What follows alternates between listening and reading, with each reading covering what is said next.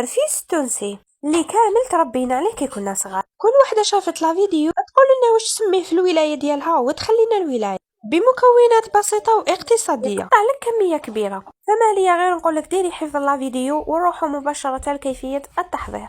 اول حاجه جبت سميد ديالي اللي لازم يكون سميد متوسط، راح نبدا نقلي غير بشويه على نار اللي لازم تكون متوسطه. المقادير راح نخليهم لكم كامل مكتوبين تحت لا فيديو، كل واحد كيفاش يحب يقلي سميد ديالو. انا نحبه في الذهبي ما نحبوش بزاف. كملت قليته كامل، ومن جهه اخرى راح نجيب الغرس ديالي اللي ما فيش العظم، درت له شويه تاع الزيت ونبدا نعجن فيه غير بصبعتيه حتى تحسوه سخن بين يديكم. وهنا تقدروا تستعملوه، يعني هنايا انا جبت بالعظم، نتوما تقدروا ديروا اتمر تطحنوه في الميكسور وتطيبوا به عادي، يجيكم رفيس بزاف بنين. من جهه اخرى جبت الجفنه ديالي اللي فرغت فيها هذاك السميد اللي كنت قليته وهذاك التمر اللي كنت عجنته، ونبدا نعجن غير بيديا غير بالعقل.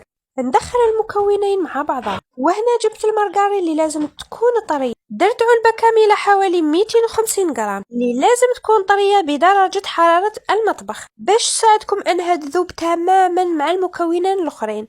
نبقاو نعجنو وندخلو كامل المكونات مع بعضهم حتى تذوب هذيك الزبده ويدخل كامل داك السميد في التمر ولا في الغرس. اللي لحقت لهذا لا فيديو نقول لك خليلي في التعليقات علاش يسموه رفيس التونسي. يلا ابهروني في تعليقاتكم. وهنا لميت كامل المكونات تاوعي كيما شفتوا يجيكم طري وبزاف بنين. انا هنايا راح نشكلو يعني شكل عصري بالمول هذاك اللي نعرفوه كامل، نتوما تقدروا تكوروه غير بيديكم هكذا كيما تاع بكري ويجي بزاف بنين. جبت المول ديالي ودرت عليه ساشي باش يخرج لي الشكل شباب وما يلصقليش في المول، ودرت الشكل اللي حبيتو وانتم كذلك ديروا الشكل اللي حبيتو.